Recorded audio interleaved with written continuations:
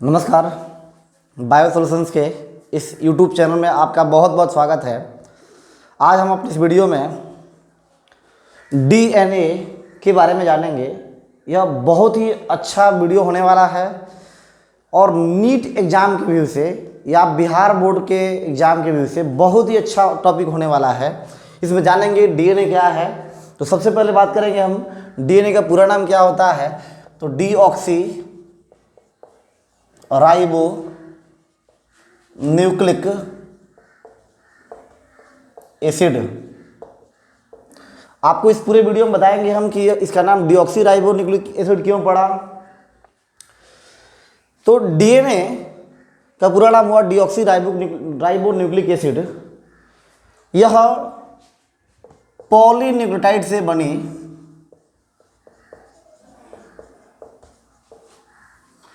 Double strand वाली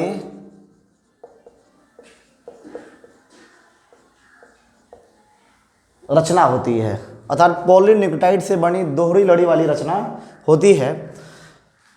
जानते हैं कि न्यूक्लियोटाइड क्या है, यानी पॉलीन्यूक्लियोटाइड का मतलब हुआ कि जब न्यूक्लियोटाइड ज़्यादा संख्या में रहते हैं उसी को पॉलीन्यूक्लियोटाइड कहेंगे।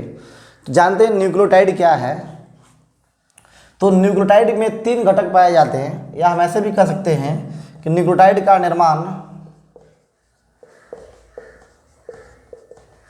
एक मॉलिक्यूल कार्बोहाइड्रेट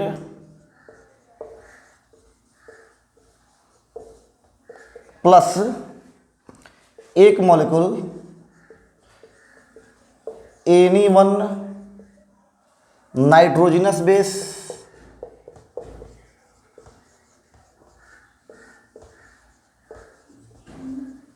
प्लस एक मॉलिक्यूल फॉस्फेट के मिलने से एक न्यूक्लियोटाइड का निर्माण होता है। हम जानेंगे कार्बोहाइड्रेट क्या है और नाइट्रोजनस बेस क्या है, फॉस्फेट भी क्या है। तो बता दें आपको, कार्बोहाइड्रेट के रूप में डीएनए या आरएनए के निर्माण में राइबोज शुगर भाग लेता है। राइबोज शुगर भाग लेता है जिसका रासायनिक फार्मूला होगा C5H10O5। इसे पेंटोज शुगर भी कहा जाता है। यही पेंटोज शुगर न्यूक्लियोटाइड के निर्माण में भाग लेता है। जब यह डीऑक्सी राइबोज के रूप में रहेगा तो डीएनए के निर्माण में भाग लेगा, डीएनए लड़ियों के निर्माण में भाग लेता है। जब राइबोज के रूप में रहता है तो यह आरएनए के निर्माण में भाग लेता है। डीऑक्सी राइबोज के का मतलब हुआ यहाँ पर डी का अर्थ समझेंगे, डीई यानी डी का अर्थ समझेंगे डिलीट करना, अर्थात हट जाना। ऑक्सी मीन्स ऑक्सीजन, अर्थात क्या कहेंगे, राइबोज शुगर का एक ऑक्सीजन परमाणु जब हट जाता है, डिलीट कर जाता है, तो यही बना लेता है O4। इसे कहते हैं हम लोग डीऑक्सी राइबोज।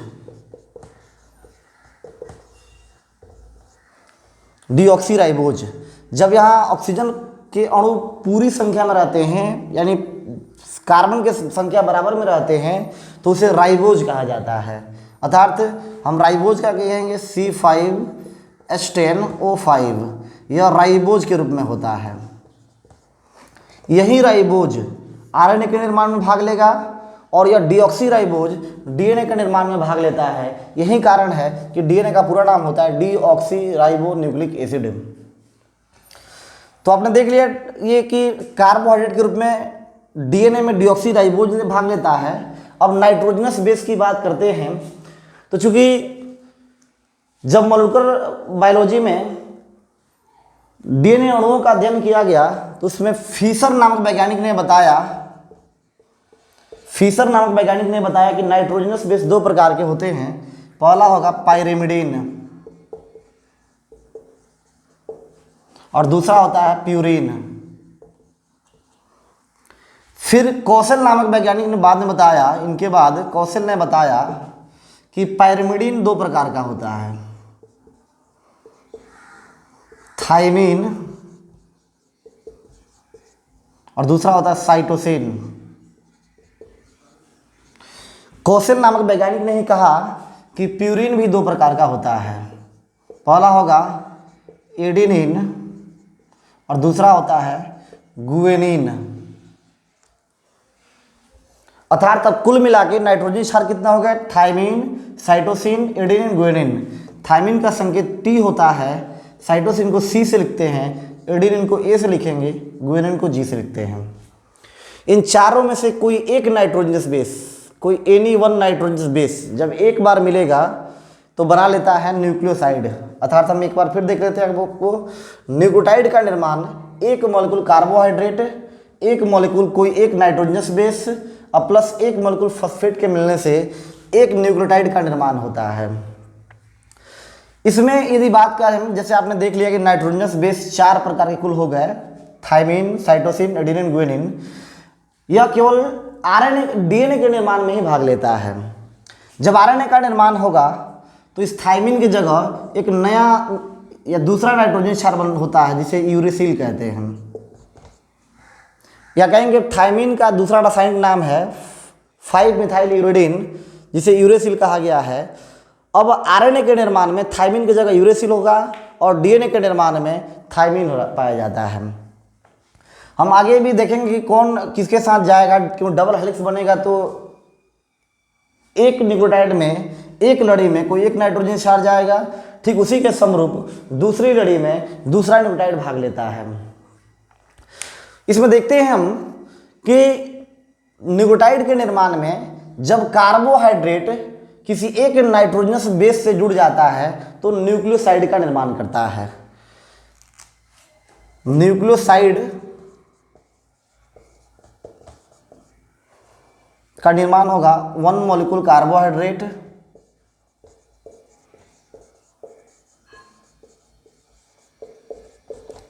जब एक मॉलिक्यूल किसी एक नाइट्रोजनस बेस से मिल जाता है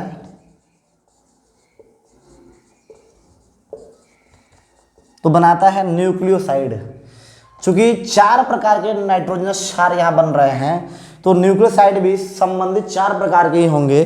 डीएनए में भी 4 प्रकार के होंगे और आरएनए में भी 4 प्रकार के होंगे। जैसे आरएनए की बात करें हम तो आरएनए में थाइमिडीन होगा, दूसरा न्यूक्लियोसाइड साइटिडीन होगा, तीसरा एडिनोसिन और चौथा गुआनोसिन। ये आरएनए में 4 प्रकार के न्यूक्लियोसाइड बन गए। उसी प्रकार डीएनए के पॉलीन्यूक्लियोटाइड चेन में भी 4 ही प्रकार के न्यूक्लियोसाइड बनते हैं, जिसे कहेंगे डीऑक्सीथाइमिडीन, डीऑक्सीसाइटिडीन, डीऑक्सीएडेनिन और डीऑक्सीगुआनोसिन। तो ये न्यूक्लियोसाइड हुआ। अब हम रासायनिक संरचना के आधार पर भी देख सकते हैं कि न्यूक्लियोसाइड कैसे बनता है और न्यूक्लियोसाइड से न्यूक्लियोटाइड का निर्माण कैसे होता है। तो एक बार देखते हैं कि इसमें कार्बोहाइड्रेट में पेंटोज शुगर या राइबोज शुगर जो डीऑक्सी राइबोज के रूप में है उससे किस प्रकार नाइट्रोजनी क्षार किस बॉन्ड द्वारा जुड़ेंगे अब देख ले रहे हैं हम।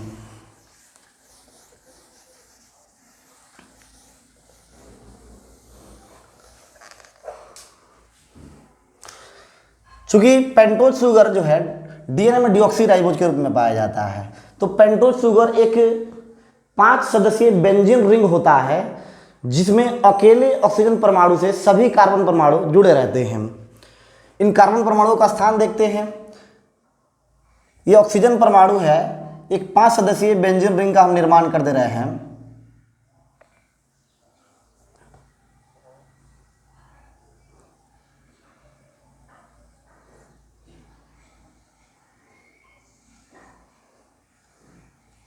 ये 5 सदस्यीय बेंजीन रिंग हो गया।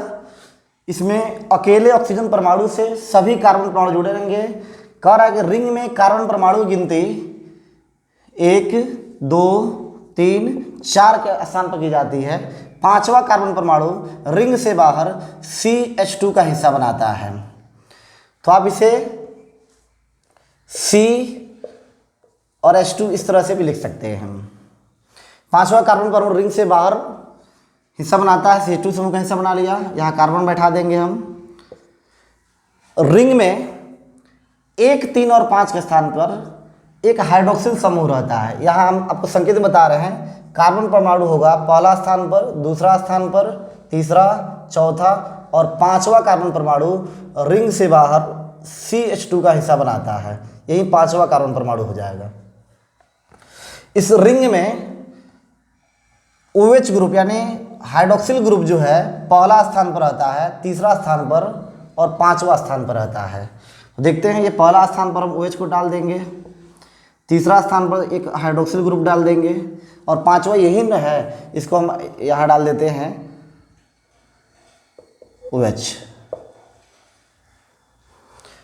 रिंग में हाइड्रोजन परमाणु की गिनती 1, 2, 3 और 4 के स्थान पर की जाएगी। तो ये पहला स्थान हो जाएगा, हाइड्रोजन परमाणु यहाँ भी रहेगा, तीसरे स्थान पर भी होता है, चौथा स्थान पर भी होगा, 5वां पर ऑलरेडी है। तो ये कार्बन हाइड्रोजन परमाणु गिनती हो गई। यही जो बन गया अब डीऑक्सी राइबोज का निर्माण हो जाता है। इसमें दूसरा स्थान पर यदि OH बैठेगा तो यह राइबोज बन जाता है। हम आपको RNA में दिखाएंगे कि राइबोज शुगर में दूसरे स्थान पर भी हाइड्रोक्सिल समूह जुड़ेगा यहाँ पर। चूँकि DNA में डीऑक्सी राइबोज को हम देख रहे हैं तो यहाँ पर प्रथम और तीसरा तथा 5वें स्थान पर भी एक एक OH ग्रुप लगा रहेगा। यह डीऑक्सी राइबोज शुगर में अब पहले स्थान से हमेशा नाइट्रोजनस क्षार जोड़ते हैं। जैसे 4 प्रकार के नाइट्रोजनस क्षार यहाँ एक बार देख लेते हैं। थाइमिन है, साइटोसिन है, एडेनिन है, गुएनिन है। ये चारों प्रकार के नाइट्रोजनस क्षार में से कोई एक ही नाइट्रोजनस बेस इस न्यूक्लियोटाइड के निर्माण में भाग लेगा। तो जब इस डीऑक्सीराइबोज शुगर के पहले स्थान से कोई एक, चारों में से कोई एक, यदि थाइमिन को अगर जोड़ दें तो यह यानी कहेंगे हम कि डीऑक्सीराइबोज का पहला कार्बन परमाणु किसी नाइट्रोजनस क्षार से जुड़ता है। यहाँ बॉन्ड हो जाएगा nitrogen glycosidic bond, N glycosidic bond.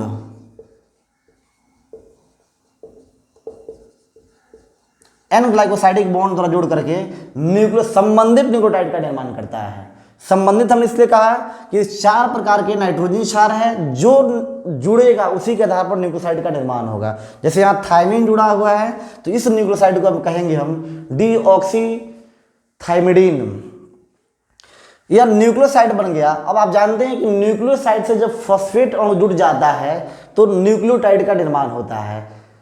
अब यहाँ फॉस्फेट अणु जो होता है यानी जो फॉस्फोरिक एसिड के रूप में पाया जाएगा वह 5वें कार्बन परमाणु से जुड़ जाता है। यही 5वां कार्बन परमाणु है, यह फॉस्फेट यहाँ जुड़ जाता है।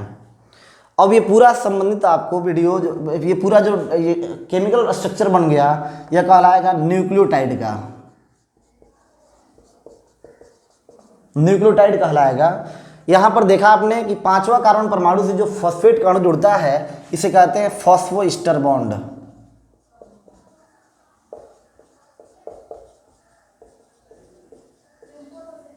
इस तरह से एक न्यूक्लियोटाइड का निर्माण हो गया। अब ऐसे ही न्यूक्लियोटाइड जब ज़्यादा संख्या में जुड़ जाते हैं तो उसे हम लोग पॉलीन्यूक्लियोटाइड कहते हैं। और यही पॉलीन्यूक्लियोटाइड की श्रृंखलाएं जब डबल चेन में रहती हैं उसे डीएनए कहा जाता है, और सिंगल चेन में रहती है तो उसे आरएनए कहा जाता है। अब यहाँ देखते हैं हम कि ऐसे ही डाइन्यूक्लियोटाइड का निर्माण हम कर रहे हैं। चूंकि एक और न्यूक्लियोटाइड का निर्माण कर रहे हैं, देखेंगे कैसे होगा वो।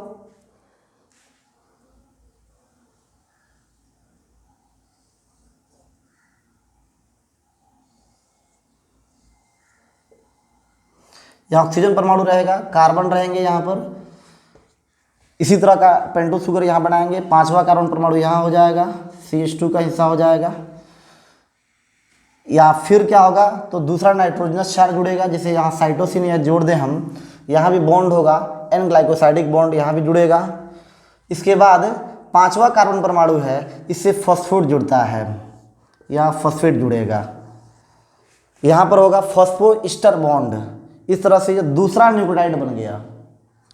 अब कह रहा है कि डीएनए के पॉलीन्यूक्लियोटाइड के निर्माण में एक न्यूक्लियोटाइड दूसरे न्यूक्लियोटाइड के तीसरे और 5वें स्थान से जुड़ता है। यह तीसरा स्थान है और यह 5वां स्थान है, तो यह कार्बन परमाणु जो है यहाँ से जुड़ जाएगा। इस बॉन्ड को कहेंगे हम फॉस्फोडाइएस्टर बॉन्ड।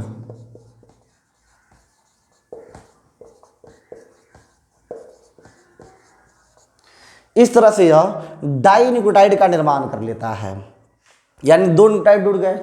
इसी क्रम में न्यूक्लियोटाइड का निर्माण होते रहेगा, जिसे हम लोग पॉलीन्यूक्लियोटाइड चेन कहा जाता है। इसमें आपको जानना होगा कि कौन से बॉन्ड कहाँ काम कर रहे हैं और डीएनए की लड़ी में डाइन्यूक्लियोटाइड के निर्माण में कौन से बॉन्ड काम कर रहे हैं। तो डाइन्यूक्लियोटाइड के निर्माण में फॉस्फोडाइस्टर बॉन्ड हुआ। यहाँ पर जो 5वें कार्बन परमाणु से फॉस्फेट जुड़ता है उसे कहते हैं फॉस्फोईस्टर बॉन्ड। और नाइट्रोजन क्षार के जुड़ने का स्थान होगा, वहाँ नाइट्रोजन ग्लाइकोसाइडिक बॉन्ड, इसको एन ग्लाइकोसाइडिक बॉन्ड भी कहा जाता है। चूँकि डीएनए की एक लड़ी जब बन जाती है तो इसकी लंबाई